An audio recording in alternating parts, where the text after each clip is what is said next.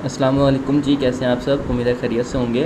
Welcome back एक नई video में एक नए टॉपिक के साथ, लर्निंग के साथ। आज की छोटी सी वीडियो में हम सीखेंगे कि गोल्ड ने क्रैश क्यों किया। देखें, इसमें ऐसे था कि एक्सपेक्टेड जो सिग्नल भी दिया गया था और जो एक्सपेक्टेशंस थी वो 40 तक थी। उसकी वजूहात भी मैं आपको बताता हूँ और क्रैश की वजूहात भी मैं आपको बताता हूँ। देखें, हमारे पास कंप्लीट कन्फर्मेशंस भी थी।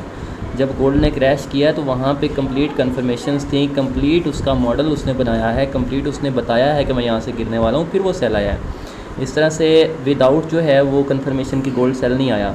तो ये आज की क्लास में हम डिस्कस करेंगे, आज की वीडियो में डिस्कस करेंगे। अच्छा, इसका ये है कि सबसे पहले तो हम डिस्कस करते हैं कि जो मैंने एंट्री दी थी लॉन्ग टर्म में, जो नीचे से हमारी बाइंग चल रही थी, ठीक है, वो वाली। और फिर जो है वो उसके बारे में डिस्कस करते हैं कि ये जो क्रैश हुआ है, इस क्रैश में हमने कहाँ से जो है वो संभलना था, कहाँ से हमने जो है वो वेट करना था, कहाँ से अच्छी एंट्री हमें मिलनी थी। अच्छा, तो अगर हम गोल्ड की बात करें तो इस गोल्ड में हमने जो है वो लॉन्ग टर्म एंट्री यहाँ से ली थी। ये वाला एरिया था जहाँ से मैंने अपने स्टूडेंट्स को जो है वो 92 से एंट्री दी थी और हमारे पास जो है वो तकरीबन ओनली 40 पिप का एसल था, ठीक है। इसमें ये था कि ये भी उसी बेस पे था जिस बेस पे गोल्ड क्रैश हुआ है। हर हफ्ते में एक तो एंट्रियाँ इस तरह की बन जाया करती हैं, ठीक है। ये हमारा 98 का एसल था।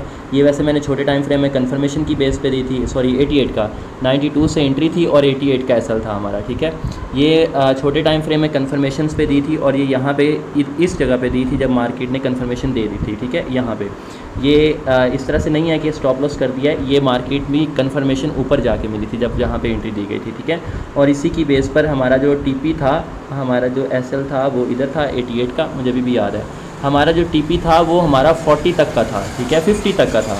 टीपी 50 तक का था, लेकिन एक्सपेक्टेशन टारगेट जो है वो मैंने 40 तक का बताया था कि 40 पे आप जो है पार्शियल्स क्लोज कर लीजिएगा। वैसे हमारा जो टारगेट था वो इधर 50 तक का था। इसकी भी मैं वजूहात बताता हूँ।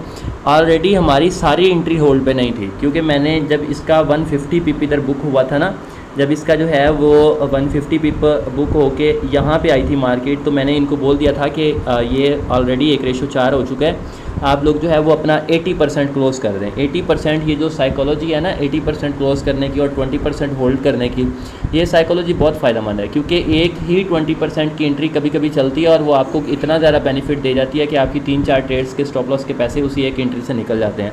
और अगर नहीं भी चलती है तो 20% था, 80% तो हम मार्केट से ऑलरेडी बुक कर चुके हैं और वो भी 1:4 में जाके, ठीक है। तो इसका अब मैं आप लोगों को बताता हूँ कि इसमें ना साइकोलॉजी क्या थी कि मार्केट ने यहाँ से टर्न बैक कहाँ से लेना है और किधर तक जाना है। अब ये 40 तक की साइकोलॉजी क्या थी और मार्केट का टर्निंग पॉइंट जो मार्केट ने टर्न किया है, इसमें क्या साइकोलॉजी थी, इन दोनों को हम डिस्कस करते हैं। वैसे मैंने जो एंट्री आप लोगों को दी थी, ये इस डेली एफईजी के बेस पे दी थी, जहाँ पे मार्केट हाई पे थी। पहले मैंने ऊपर से सेल करवाया था, ठीक है, टॉप से, और मैंने बताया था कि ये लॉन्ग टर्म में सेल गिरेगी और वो बिल्कुल लॉन्ग टर्म में सेल गिरी है, ठीक है। वो भी मैंने डेली बेस पे वहाँ पे मेंशन किया था कि गोल्ड में कम से कम जो है वो 67.5 से एंट्री थी, ठीक है। और फिर एक बहुत अच्छा खासा गोल्ड ने हमें जो है वो तकरीबन 600 पिप की एंट्री दी। उसके बाद यहाँ से जो मैंने बाय करवाया ये इसी डेली एफईजी की बेस पे था और डेली एफईजी में जो है वो हमारे पास कंप्लीट कन्फर्मेशन थी। अच्छा, अब इसका मोस्टली टारगेट क्या था, मैंने आप लोगों को 50-40 टारगेट किस बेस पे बताया था। ये नीचे वाला डेली एफईजी इग्नोर नहीं करना। फेयर वैल्यू गैप जिधर भी है ना, करीब है, दूर है, जहाँ पे भी है, ऊपर है, नीचे है, इग्नोर करने वाला नहीं होता, ठीक है। मार्केट अगर हमें कन्फर्मेशंस वहाँ पे नहीं देती, इसमें फिर इस तरह से नहीं होता कि आप एफईजी को मार्क करें और डायरेक्ट मिनट 15 मिनट 5 पे चले जाएं कन्फर्मेशन देखने, उस तरह से आप ट्रैप हो जाएंगे, क्योंकि आपको एक एफईजी में 2-3 कन्फर्मेशन मिल के एसएल भी हो सकते हैं, ठीक है। इसमें फिर टॉप डाउन होते हैं कि मतलब आप वीकली को भी देखते हैं, आप डेली को भी देखते हैं, H4 को भी देखते हैं, H1 को भी देखते हैं, मिनट 30 को, मिनट 15 को, इन सब चीज़ों को देखना पड़ता है। देन आप जो है वो मोस्टली टाइम फ्रेम्स को एक डायरेक्शन में मैच करके फिर अपनी लॉन्ग टर्म एंट्री प्लान करते हैं, ठीक है। अच्छा, मेरा जो प्लान था वो इधर ये था कि यहाँ पे हमारे पास इन्वर्जन एफईजी पड़ा हुआ है और जहाँ पे आप लोग गौर करें, जिधर हमारा इन्वर्जन एफईजी है तकरीबन उसी एरिया पे हमारी यहाँ पे हिडन सप्लाई है, ठीक है। इसको हिडन सप्लाई बोला जाता है, ठीक है। और इसी एरिया पे आप लोग गौर करें, ये हमारी हिडन सप्लाई है, ठीक है।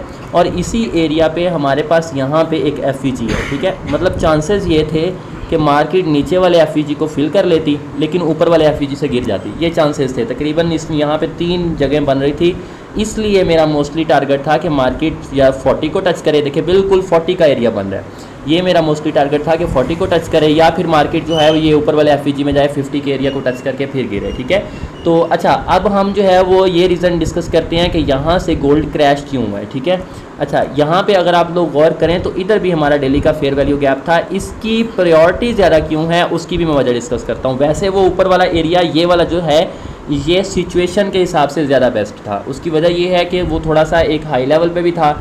हमारा एरिया अगर आप फिबोनाची लगाएं तो फिबोनाची के हिसाब से भी वो हमारा 50% के ऊपर था। ठीक है, यहाँ हाई से अगर आप लोग लगाएं ना देखें तो 0.5 के ऊपर था वो वाला एरिया। ठीक है, 0.5 के ऊपर 0.61 पे था। और उसके बाद भी अगर आप लोग इसको काउंट करें तो ये हमारे पास पीछे से इन्वर्जन भी है, यहाँ पे सप्लाई भी है, यहाँ पे लाइव जो है वो हमारे पास सेलिंग के लिए एफईजी भी है, मतलब 3-4 चीज़ें मिल रही हैं, इसलिए वो ज़्यादा इंपॉर्टेंट था। अच्छा अब आइए मार्केट नीचे वाले एफईजी में, इसका मोमेंटम एकदम से सेल क्यों हुआ है उसकी डिस्कशन से पहले मैं आप लोगों को पिछले वीकली एनालिसिस में जो मैंने याद करवाया था कि याद रखें मार्केट ने वीकली हाई को स्वीप किया हुआ है। ठीक है, वीकली हाई को जब मार्केट ने स्वीप किया हुआ है, पिछले वीकली एनालिसिस में मैंने बताया था हाई को स्वीप किया हुआ है, तो ये अपना टारगेट ये वाला एफईजी करेगी, ये वाला एफईजी मार्केट अपना टारगेट करेगी, ये मैंने बताया था। लेकिन वो सेलिंग का एरिया वो वाला अच्छा था क्योंकि वो पीछे से एक हाई भी ये मिल रहा था ये वाला साथ में, इस वजह से वो मैंने 40 का टारगेट बताया था। लेकिन मार्केट में मोमेंटम तो सेल था, ओवरऑल मार्केट सेल थी। ये जो दरमियान में बाइंग हुई है ये एक दिन के लिए हुई है। वीकली में हमारे पास सेल था, हाई स्वीप था, इन्वर्टेड हैमर था। ठीक है, लिक्विडिटी ली हुई थी और पॉसिबिलिटी थी कि मार्केट ने इस वाले एफईजी को ट्रैक्ट कर रहे हैं जो कि 2350-2340 वाला है। ठीक है, अब हम जो है वो नेक्स्ट डिस्कस करते हैं।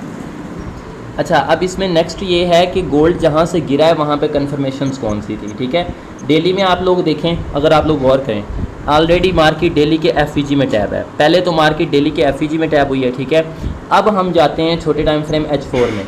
अगर आप लोग H4 की कैंडल्स को ओपन करें तो आप लोगों को यहाँ पे ठीक है डायरेक्शन चेंजर कैंडल नज़र आ रही है। डायरेक्शन चेंजर कैंडल मैंने हर स्टूडेंट को बताई हुई है कि जहाँ पे कैंडल स्वीप करती है वो डायरेक्शन चेंजर कैंडल होती है। डेली के एफईजी में H4 के एरिया में एक हमें डायरेक्शन चेंजर कैंडल मिल रही है जिसने डायरेक्शन को सेल रिवर्ट करना था। ठीक है, पहला अब हमारे पास प्रूफ ये हो गया। सेकंड प्रूफ हमारे पास H1 ओपन करें, H1 में अगर आप लोग गौर करें यहाँ पे तो आपके पास स्टेबिलिटी मार्केट जो है वो एक अच्छी खासी लिक्विडिटी आपको दे के जा रही है, मतलब मार्केट उस लिक्विडिटी को ग्रैब नहीं कर रही है, एक लिक्विडिटी आपको बना के देते हुए जा रही है कि इस लिक्विडिटी को मार्केट ने लेना है। जब मार्केट ऐसे लिक्विडिटी बना के जाती है तो मार्केट फिर इस लिक्विडिटी को पिक करने ज़रूर आती है। ठीक है, ये मुझे 1 मिनट ट्रेंड लाइन सीधी करने दें। यहाँ से मार्केट लिक्विडिटी आपको बना के लेके जा रही है, मतलब ये पेंडिंग रख के जा रही है लिक्विडिटी। आपने चेक किया लिक्विडिटी, सेकंड टारगेट हमें मिल गया कि लिक्विडिटी इधर सेल साइड के लिए हमारे पास पेंडिंग है, मतलब मार्केट यहाँ पे लिक्विडिटी को लेने आएगी।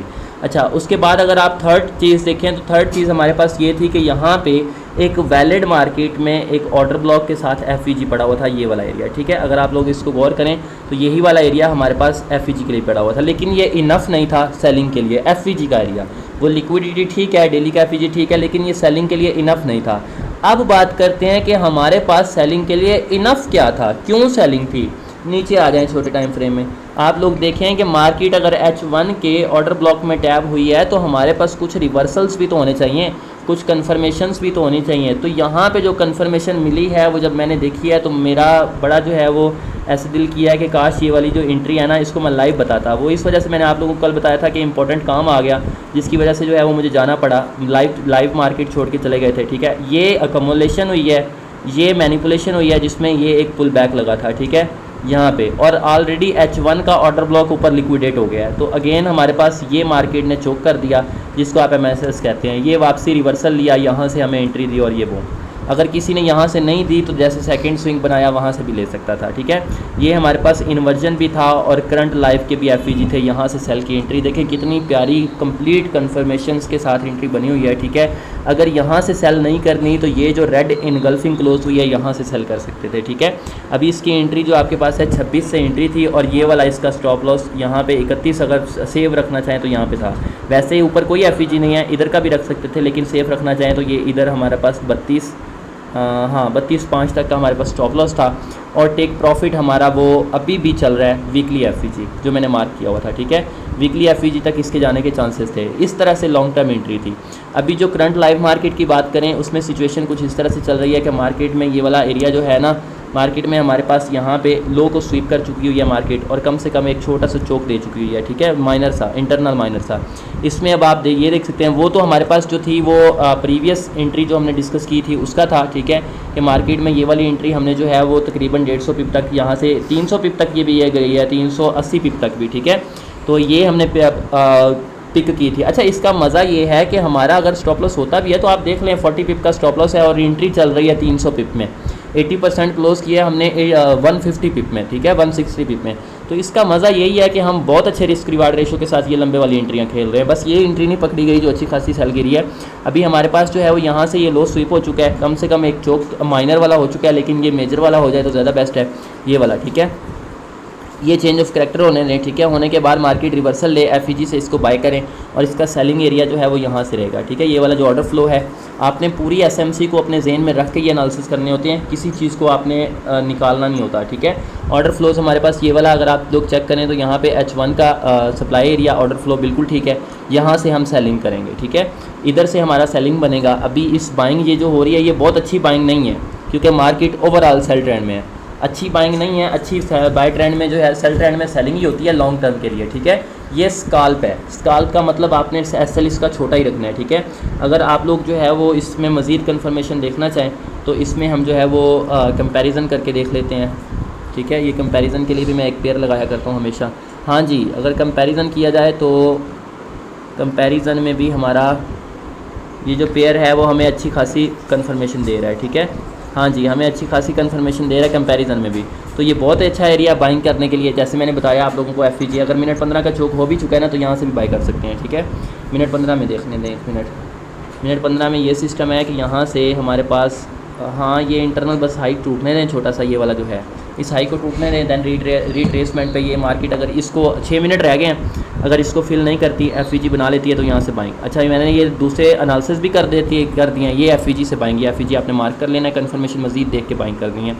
मैंने आपको गोल्ड के क्रैश की रीज़न भी बता दिया, रीज़न बिल्कुल वैलिड थी, रीज़न बिल्कुल एंट्री थी, यहाँ पे मौजूद थी, H1 का OB था, डेली का एफईजी था, रिवर्सल था हमारे पास और लिक्विडिटी पेंडिंग थी। वो टारगेट मैंने 40 का जो बताया था वो हिट नहीं हुआ, उसकी वजूहात भी मैंने बता दी हैं। वो एरिया अच्छा था इस वजह से वो टारगेट था, लेकिन नीचे वाला जो हमारे पास एफईजी होता है ना, ठीक है, तो उसका भी हम 50% तक अपना ले लेते हैं, ठीक है।